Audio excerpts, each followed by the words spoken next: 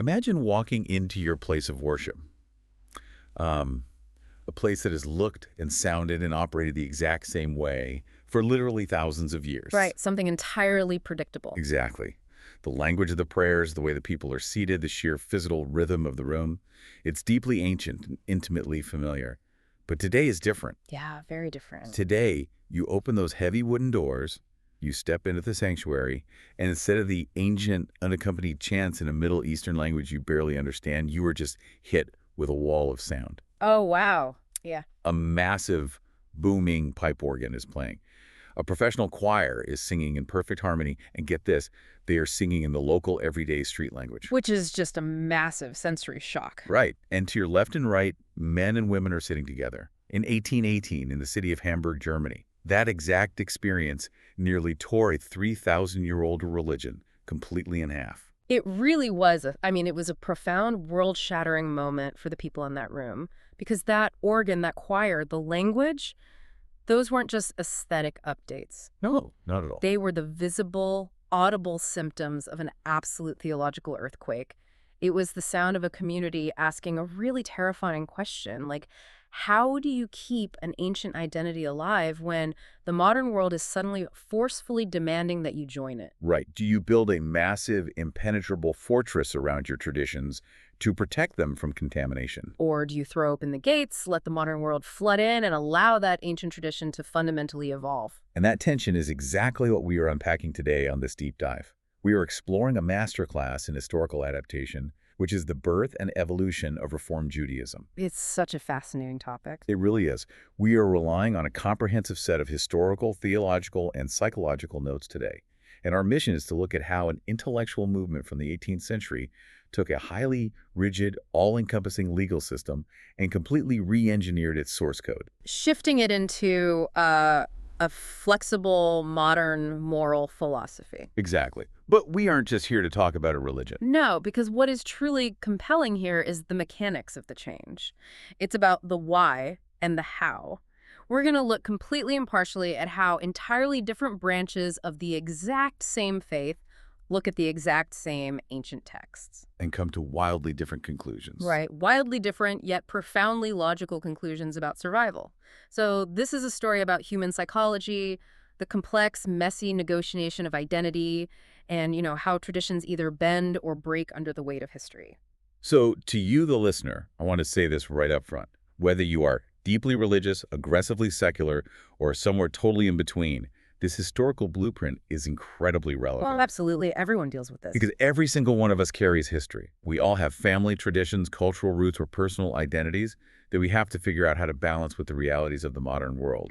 How do you honor where you come from without being trapped by it? That is the big question. Right. So to understand how this movement answered that question, we have to go back to the catalyst. We have to look at the massive collision between an ancient way of life and the dawn of modern European society. Let's set the stage. Well, to really grasp the shock to the system, you have to understand what Jewish life looked like in Europe for centuries prior to the 1800s.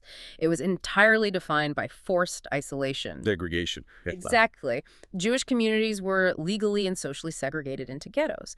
But here is the critical thing to understand about that isolation, while deeply oppressive, created a highly self-contained, completely functioning ecosystem. Like a bubble. Yeah, a bubble where the community operated under its own civil and religious laws, halacha. They had their own courts, their own dress codes, their own language.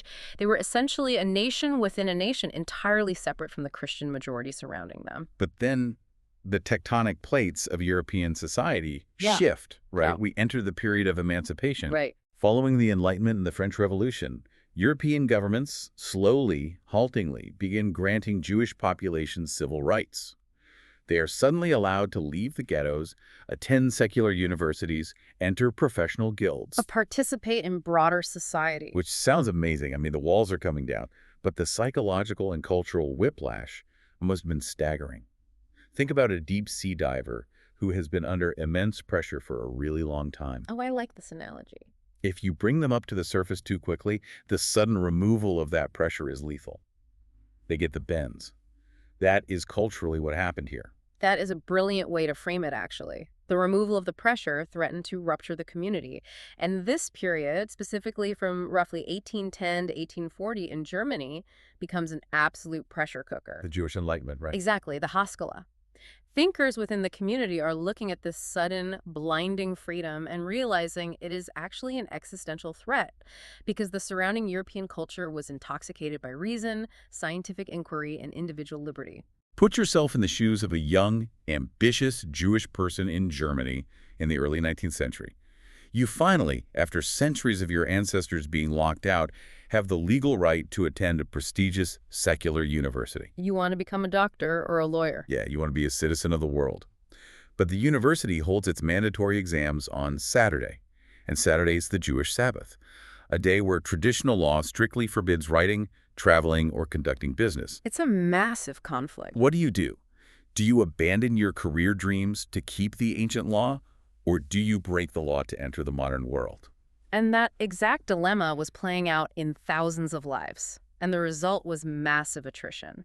To get that university spot or to be accepted into high society, countless Jews were simply abandoning the faith. Just walking away completely. Yeah, some were formally converting to Christianity just to get a job. I mean, the poet Heinrich Heine famously called his baptism ticket the admission ticket to European culture. Wow, that is telling. It is. So the earliest reformers looked at this bleed, this mass exodus of the brightest minds of their generation, and realized something had to give. They concluded that Judaism could not survive as an isolated, rigid legal system in a free society. Adaptation wasn't like a liberal luxury, it was a desperate survival strategy. So who actually starts pulling the levers of change? Based on the sources, history points to a man named Israel Jacobson. Right, he lived from 1768 to 1828. And he's widely considered the founder of the movement. But what's interesting is Jacobson doesn't start with high theology. He starts with aesthetics. He looks at the traditional synagogue service and basically says, this looks chaotic to the modern German eye. Right, because traditionally people were walking around praying at their own pace, chanting loudly. Yeah, and Jacobson wants to give it what he considers Protestant dignity. Exactly. Jacobson introduces changes that seem entirely normal to us today, but were absolutely revolutionary then. He mandates mixed seating, bringing men and women together, completely breaking the traditional gender segregation. Which was a huge deal. A huge deal. He dramatically shortens the liturgy. He insists that sermons be delivered not in Yiddish or Hebrew, but in pristine German, the local vernacular. And as we mentioned at the start, he brings in choirs and the organ. He's intentionally trying to prove that you can be fully modern, fully German, and fully Jewish all at the same time. Precisely. Okay, let's unpack this. Because changing the curtains and the music is one thing. But eventually, someone is going to ask, by what authority are you changing these traditions? You can't just slap a fresh coat of paint on a 3,000-year-old building and call it a day. No, you have to mess with the foundation. Exactly. And that brings us to the theological heavyweight of the era, Abraham Geiger. Abraham Geiger is fascinating because he essentially weaponized history to change theology. He lived from 1810 to 1874, and he brought the modern academic historical critical method to Jewish texts. Okay, what does that mean in practice? Well, traditionally, the belief was that the Torah, the laws, were handed down directly by God to Moses at Mount Sinai, perfect and unchanging. Geiger looked at the texts, looked at the Talmud, and said, no, this is a historical document. But explain how he proved that, though. How do you convince a deeply religious community that their sacred laws are just historical artifacts? He did it by showing the seams in the text. Geiger pointed out that you could clearly see how ancient rabbis in Babylon or Jerusalem adapted laws to fit their specific economic or agricultural realities at the time. Oh, interesting. Yeah, he argued that if the law had changed in the past to meet new historical conditions, it was inherently historically conditioned. It was a product of its time. Therefore, he argued, we aren't breaking the law today. We are doing exactly what the ancient rabbis did. We are adapting it to our time. So he's basically saying, I'm not destroying the tradition, I'm participating in it. Exactly. Geiger posited that the eternal, unchanging core of Judaism wasn't the meticulous legal code, but rather the underlying principle of ethical monotheism. And once you open that door, once you say the law is historically conditioned, people are going to walk right through it. Which brings us to Samuel Holdheim. Yes. If Geiger was the academic, Holdheim was the radical. He looked at the dietary restrictions, the kosher laws that governed exactly what you could eat, how it was slaughtered, what plates you used, and Holdheim basically says, This is an ancient tribal mechanism meant to keep us separate from our neighbors. Right. But we don't want to be separate anymore. We want to eat with our neighbors. Therefore, these laws are obsolete. Which brings us right back to that 1818 Hamburg Temple. Because when you put Jacobson's aesthetics, Geiger's historical critiques, and Holdheim's radical dismissals of law into one single building, you get an explosion. Yeah, traditional Orthodox rabbis were profoundly outraged, and we really need to understand their outrage deeply, because it wasn't just old men yelling at clouds. No, not at all. If I'm an Orthodox rabbi in 1818, I'm looking at that organ in that German choir, and I'm not just annoyed by the music, I'm terrified. Right, terrible. Because if you say the laws of the Sabbath are optional, if you say keeping kosher is obsolete, you aren't just modernizing the religion. You are dismantling the very mechanisms that kept the Jewish people alive through the Crusades, the Inquisition, and centuries of exile. That's a really good point. The law was the armor. If you take off the armor, the world will destroy you. Precisely. The Orthodox counterargument was that adaptation is just a polite word for assimilation.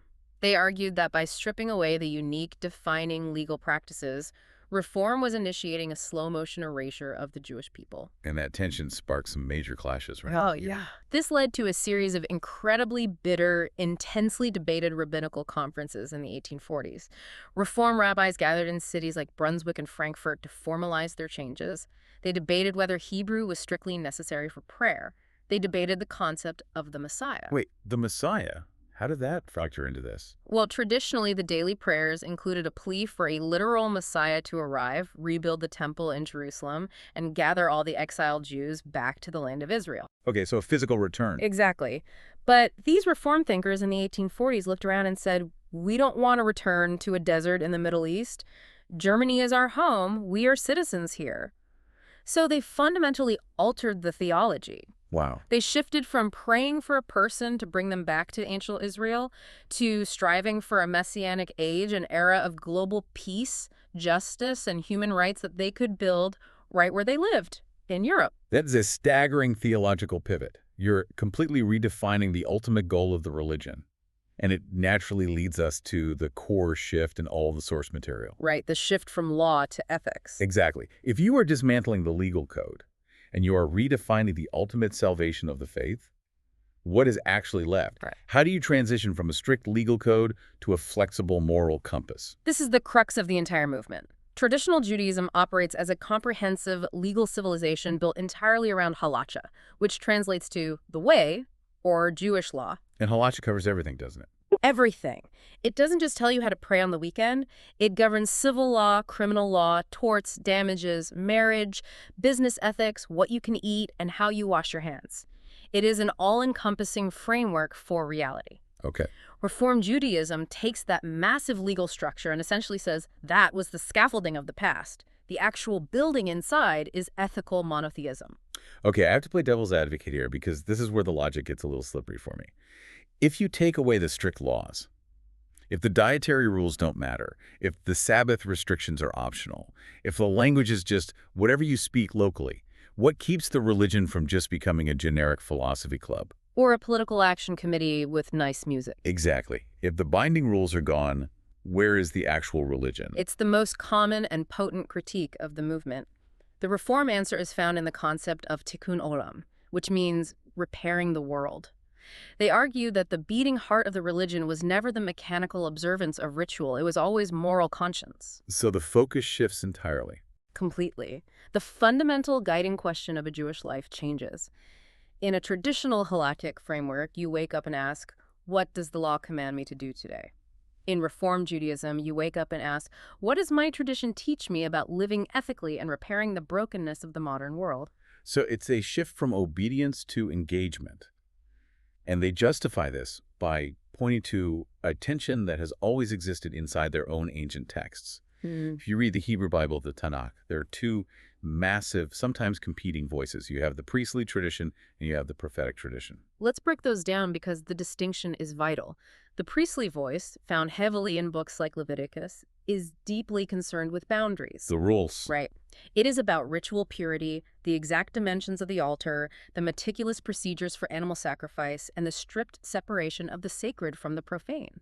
It is a world of incredible precision and legal detail. But then you turn a few pages And you hit the prophets. You hit figures like Isaiah, Amos, and Micah.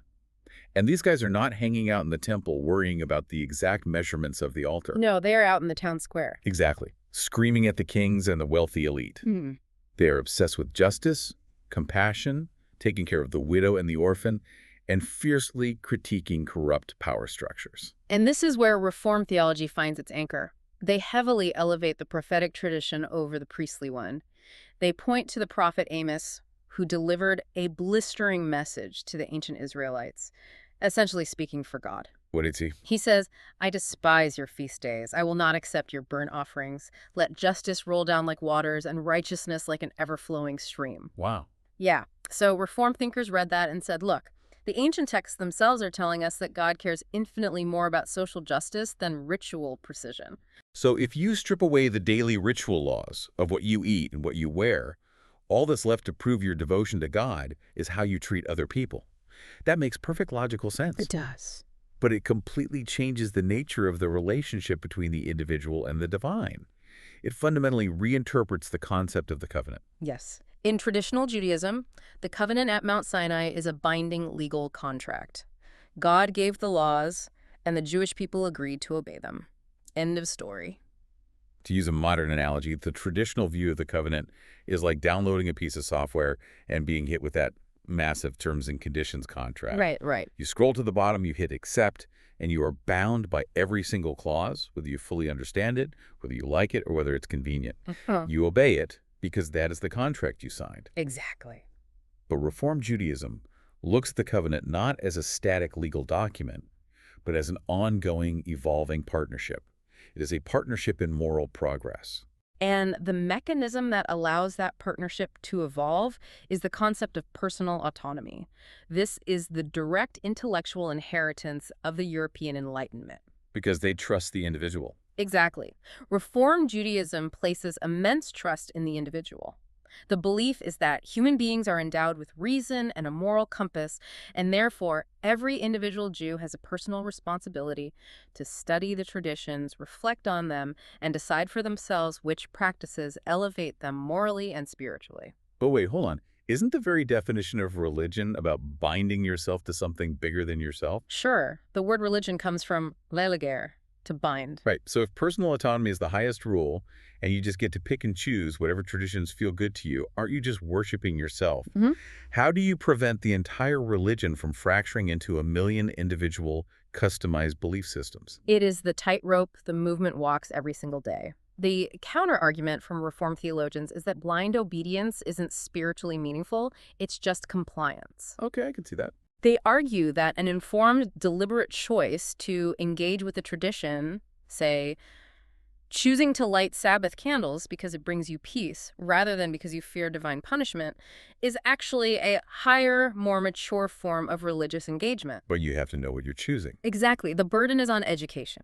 You can't just reject things out of ignorance. You are supposed to study the law and then make an autonomous choice about its application in your life. It is an incredibly demanding way to practice a faith. You're entirely in the driver's seat. And with individual autonomy driving the theology, the physical architecture of the religion, how it was practiced in the real world, began to transform even further. Which brings us to the actual mechanics of practice. Right. How did this intellectual framework jump off the page and into the sanctuary? Well, to see the full realization of this, we have to follow the movement as it crosses the Atlantic. Because while Reform Judaism was birthed in the intellectual salons of Germany, it found its true promised land in the United States. Why America? Why did it explode here? Think about the environment. The United States was practically built on the same Enlightenment principles that fueled Reform Judaism. You had a constitutional separation of church and state. No state religion. Exactly. You had a profound national emphasis on individual liberty and personal choice. And you had a pluralistic society. In Europe, Jews were always defining themselves against a monolithic Christian state culture. But in America, everyone is kind of a transplant. Right. In America, everyone was a little bit of an outsider negotiating their identity. It was incredibly fertile soil for a religion that championed autonomy and integration. And the timeline reflects how fast it took root. By 1873, the Union of American Hebrew Congregations was founded. In 1875, they established Hebrew Union College in Cincinnati to train American rabbis. So they wouldn't have to comport them from Europe anymore? Exactly. And then in 1885, you get a massive watershed moment, the Pittsburgh Platform. The Pittsburgh Platform is essential reading for understanding American Reform Judaism. A group of rabbis got together and explicitly defined what they believed. What does they lay out? They officially declared that they only accepted the moral laws of the Torah as binding. They explicitly rejected any laws like diet, priestly purity, or dress that they felt were not adapted to the views and habits of modern civilization. They just fully cut ties with those laws. They did. Yeah. And they stated clearly that they were a religious community, not a nation, meaning they were fully American citizens who happened to practice the Jewish faith. That is a stunningly clear line in the sand. So let's take all of that history, all that theology, and walk you, the listener, through what it actually looks like. If you step into a typical American Reform Shabbat service tonight, what are you experiencing? Well, first of all, you are going to experience something highly accessible. Right. It usually lasts about an hour or an hour and a half. The language is bilingual. You will hear ancient Hebrew, but it is heavily interspersed with English so that everyone in the room knows exactly what they're saying. And notice the structure of the room. The aesthetic of the early American Reform synagogues was deliberately modeled after the grand Protestant churches of the era, like pulpit at the front. Exactly. The pulpit was often moved to the front, whereas traditionally it was in the center of the room. The inclusion of organs, grand pianos, and professional choirs was standard. The visual message to anyone walking in, Jewish or Gentile, was, we are a dignified, modern, Western religion. And the focal point of the service shifts, too. While reading from the Torah scroll remains central, a massive emphasis is placed on the rabbi's sermon. Because you need context. Yeah, if your religion is about ethical action in the modern world, you need a moral philosopher to stand up every week and connect the ancient text to this week's news cycle. Exactly. But it is crucial to recognize what they retained. Reform Judaism didn't just throw out the baby with the bathwater. The massive pillars of Jewish time remain completely central. Like Shabbat. Yes, Shabbat, the weekly day of rest, is foundational. The major holidays, Passover, celebrating liberation from slavery, the high holy days of Rosh Hashanah and Yom Kippur, focusing on repentance and renewal, these are observed with deep reverence. And life cycle events, too, like bar and bat mitzvahs. Oh, absolutely. Those remain critical rites of passage. But the word that defines how they are observed is adaptability. Take keeping kosher, for example. In the traditional framework, eating a cheeseburger is a violation of divine law because you are mixing meat and dairy. Right. In classical Reform Judaism, that law was viewed as a historical relic. For many decades, keeping kosher was essentially discarded by the movement. You could eat whatever you wanted because diet has no bearing on whether you are a good, moral person. And there is another fascinating theological shift here regarding the concept of time and eternity. Traditional Judaism has complex, though debated, concepts of the afterlife, bodily resurrection, and divine reward and punishment. But Reform Judaism doesn't focus on that. No, historically it placed very little emphasis on what happens after you die. The theological gaze is overwhelmingly directed at the present. Why? Because if you are obsessed with earning points for the afterlife, you might ignore the suffering happening in your city right now. Precisely. The urgency of Reformed theology is totally earthbound. The imperative is to engage in tikkun olam today. It is a religion of the now, it asks. How are you treating your neighbor? How are you addressing poverty? So it's not about getting into heaven. No, the ultimate goal isn't necessarily getting your soul into heaven. It is bringing a little bit of heaven down to earth through ethical action. But because of this radical focus on the present, because of the rejection of binding law, and because of the elevation of personal autonomy, the broader Jewish world fractured. It really did. To really understand the magnitude of what Reform Judaism is, we have to look at the siblings it argues with. We have to examine the great spectrum of the Jewish world today. And when we look at this spectrum, the critical thing to keep in mind is that the core dispute between these branches is not necessarily about the nature of God. It is a debate over authority. Meaning, who calls the shots? Exactly. Who or what has the ultimate authority to dictate how a Jewish life should be lived? Let's start on the far end of the spectrum with Orthodox Judaism. And I want to frame this carefully because the Orthodox perspective is incredibly profound. Their view on authority is that the Torah, both the written laws and the oral traditions, were transmitted directly by God to Moses at Mount Sinai. Therefore, the law is entirely divine, completely binding, and eternal. Right. And because it is divine, Humans do not have the right to veto it just because it feels inconvenient in the 21st century. Orthodox Judaism is highly resistant to changing halakha to fit modern trends. And we really shouldn't view that resistance as just stubbornness. The Orthodox fortress is a historically battle-tested survival mechanism. That's a great way to put it. For 2,000 years of brutal exile, pogroms, and persecution, it was the strict adherence to the law that kept the Jewish people from disappearing. They look at history and say, the law works. The law protected us. Why on earth would we dismantle our armor just because the surrounding culture invites us to a dinner party? Exactly. It is a very powerful, historically grounded argument for preservation. Okay, so moving along the spectrum, we find conservative Judaism. And what's interesting in the sources is that this movement actually emerged as a reaction against the radical changes of early Reform Judaism. Yes, conservative Judaism holds a middle ground.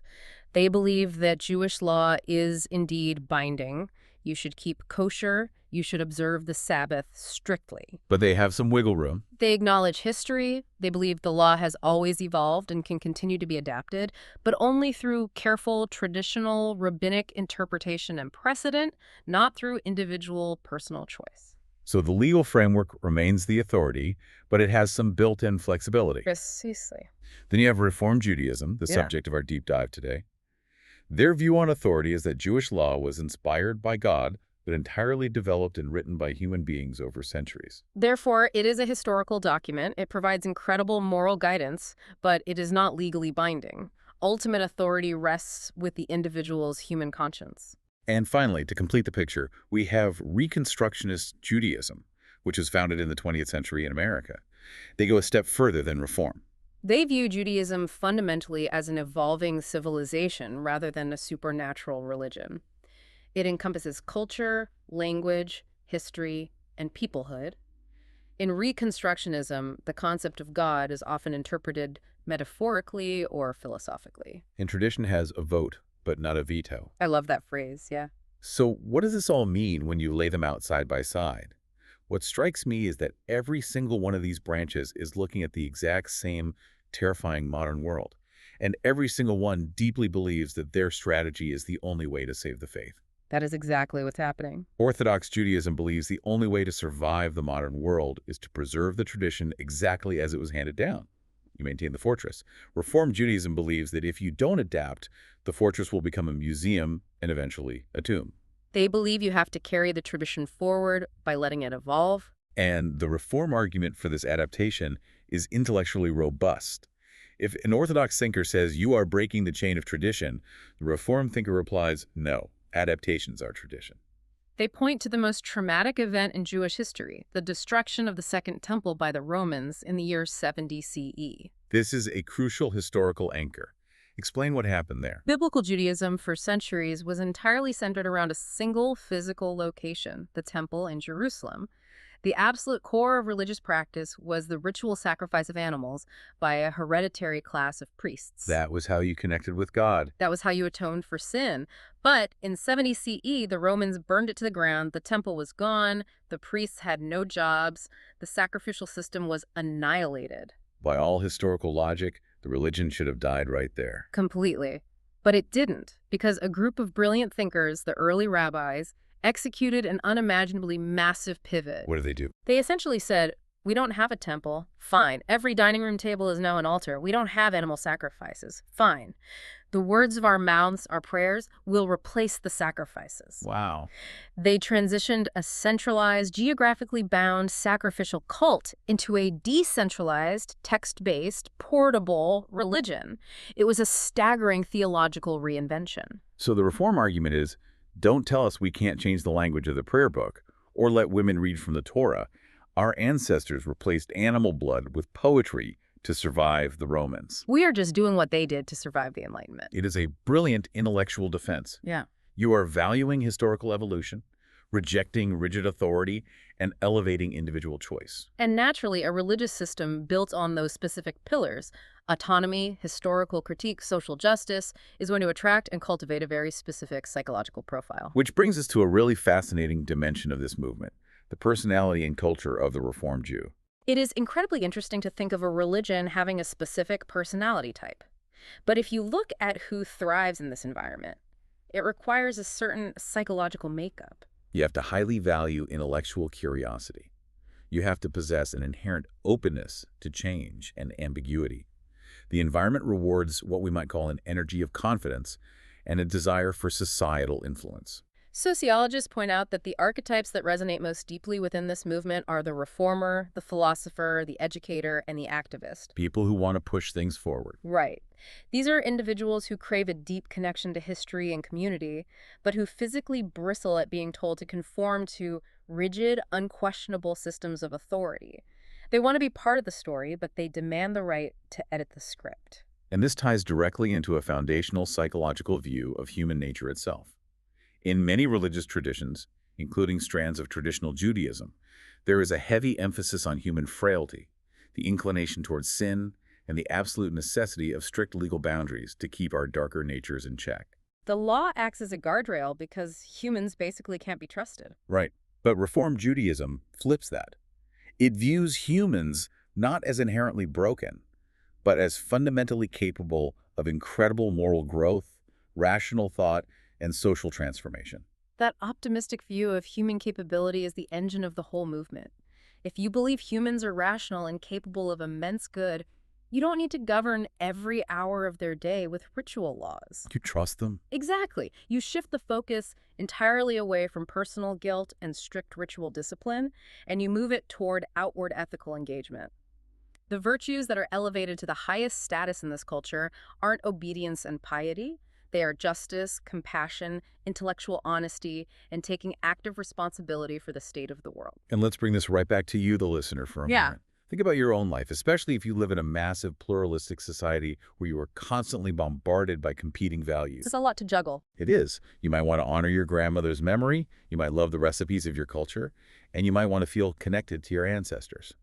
But you also might want to marry someone from a different background, or live a lifestyle your ancestors wouldn't recognize. How do you balance that? Yeah, how do you say, I am part of this ancient story, without feeling like a hypocrite because you don't follow all the ancient rules? That is the defining tension of modern identity negotiation.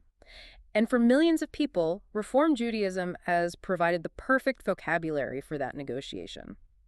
It functions for many as cultural Judaism. It's more about heritage. Right. It provides a rich historical narrative, a beautiful calendar of holidays, and a strong ethical framework. It allows an individual to confidently say, I belong to this people and this story, even if their day-to-day religious observance is minimal. And because the emphasis is on belonging, ethics, and community rather than strict legal compliance, Reform Judaism has developed incredibly soft, permeable boundaries. It is famously, aggressively inclusive.